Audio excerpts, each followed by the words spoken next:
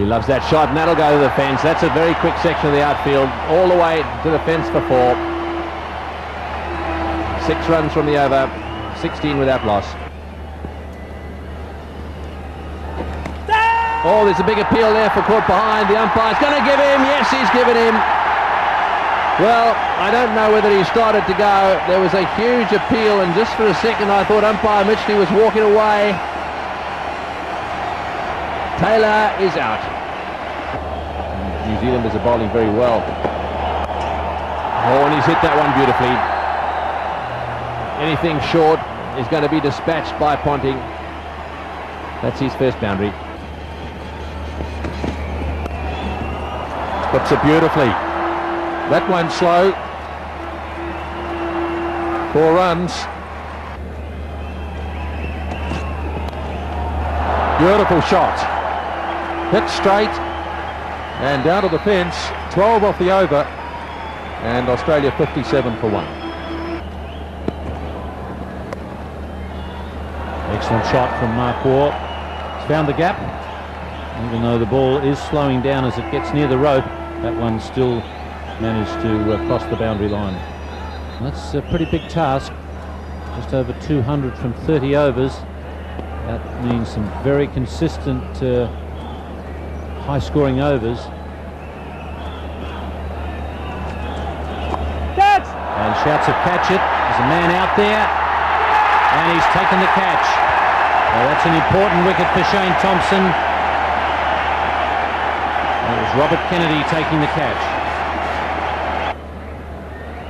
He's played nicely in this tournament, Mark Waugh. One of the big problems for Australia, of course, is that outside Steve Waugh, who's also batted quite nicely, the middle order of the Australian batting hasn't really had a great deal of success, and all of a sudden they could be exposed to where they need 7, 8, 9 runs and over, and under real pressure without being really tested.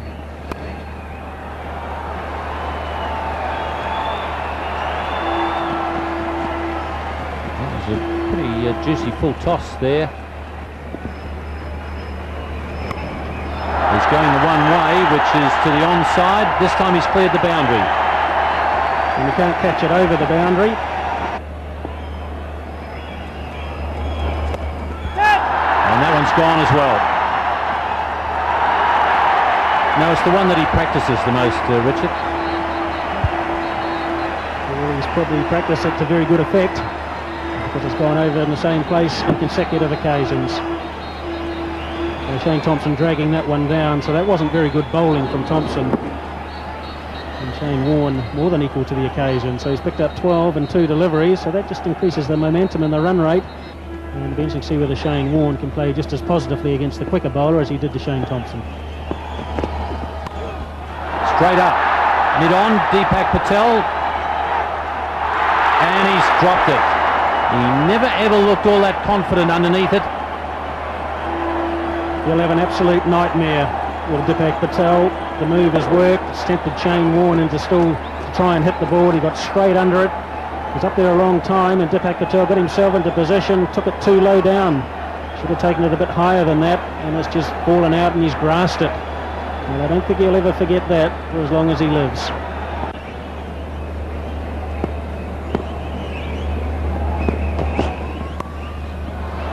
Beautiful shot. There was no guiding of that one. There's this drop catch again. Have a look at this. That is a dreadful feeling. Oh, and that's out. Yes, he's gone. He's out. Trying to heave that one over mid-wicket as well. He really should have been trying to hit it straight. So Astle has struck.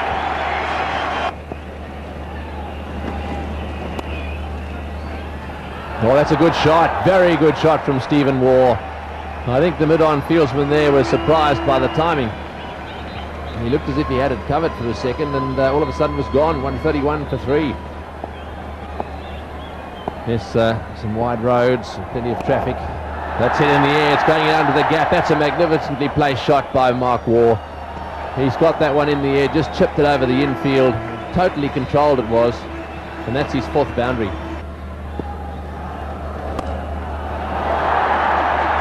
A big one. That has gone back many a row, if not many a mile. Someone said before that he was running out of energy, Mark Waugh. Well, if he is, it doesn't show in this shot.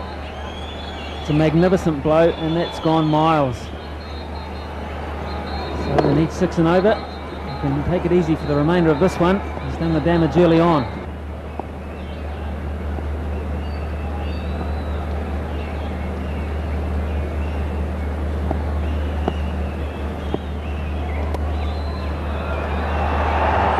Once again, there's nothing much wrong with the ball, but that was beautifully struck and perfectly placed. Well, this is a magnificent cricket shot, really, because as you say, Richie, wasn't that bad a ball. It was a good line, wasn't a bad length. It's another big hit. Long on and long off are pointing towards one another, but in fact they should be pointing up behind the side screen. Lovely shot. 192 for 3.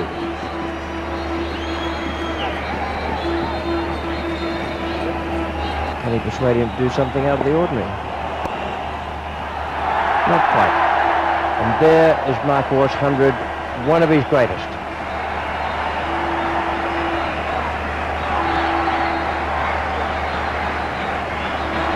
.194 for 3.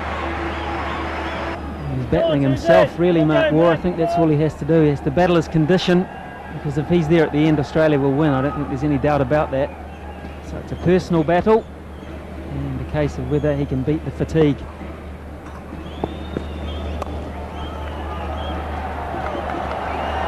What a shot. That was absolutely magnificent. Well, it has now. And Mark Waugh will regret that. Dion Nash has come on and taken the wicket, and New Zealand are right back in the game. 213 for 4. Mark Waugh goes. He's now made more runs than anyone else in a World Cup competition. Put this down to 2 things: a good bowling change and fatigue, because it was a pretty tired shot from Mark Waugh. He was looking for the fence. He was about 40 metres shy of the fence. Parori took a good catch, and he, as well as his teammates, know just how valuable that might be. Mark Waugh gone for a brilliant 110, 213 for 4. The second one in Chandigarh will be between the West Indies. And whoever wins this, that's a great shot from Stuart Law. So 2 boundaries in the last 2 overs from Stuart Law have helped Australia's cause. Catch! That's beautifully hit. Hitting straight, and there's always a gap there. The fact that he's not in the side, this means a lot too many part-timers there.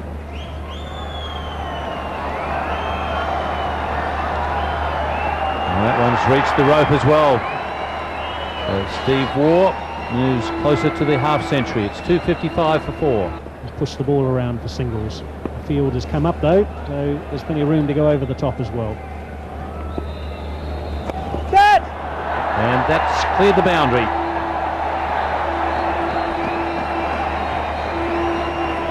Well, when you're going to go over the top, you might as well go well and truly over the top, and to actually hit it and get a 6. A poor delivery there from Shane Thompson, dragged it down, and Stuart Law had plenty of time to get himself into position, and it's gone about 10 rows back. 20 of 24. Oh, he's got that one away, and it's running away to the fence as well. Yes, that's a lovely shot. Stuart Law timing that one to perfection. So they're a good side, this Australian outfit. They've got class all the way down the order, and he's not very experienced at this level, Stuart Law, but that's not inhibiting his stroke play at all. That's a beautiful square cut. And they're beginning to go. I think it's party time in Madras.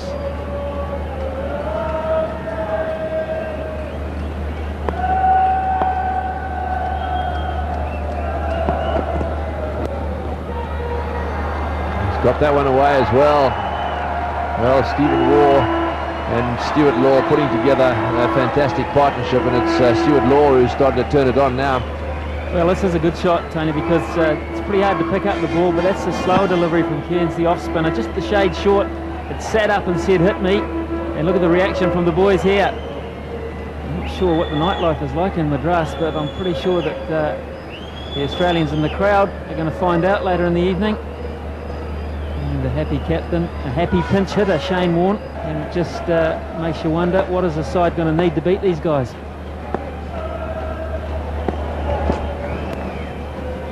Nudge that one away to third man, and that'll go for 4 as well.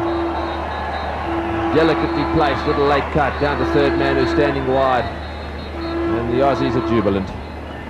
It's also inconceivable to think they're going to do this with 2 overs to spare. And that's another very fine catch shot, using the pace, what's left of the pace in the ball. Just running it off the face for 4 more. So a job almost done for Steve Waugh.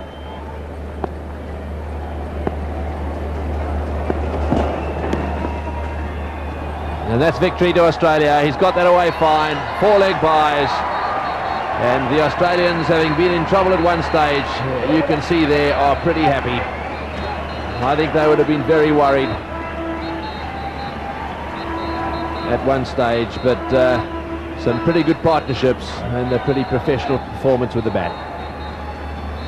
And in the middle of that happy bunch, Mark Waugh, and he gets the congratulations of some happy teammates. Magnificent performance. Shane Warne, he did his part, not so much with the ball today, but with the bat. The surprise pinch hitter, Damien Fleming, well, he got a bit of a pace thing, but they can celebrate now, the Australians, because they've got home Ricky Ponting, a little cameo from him as well.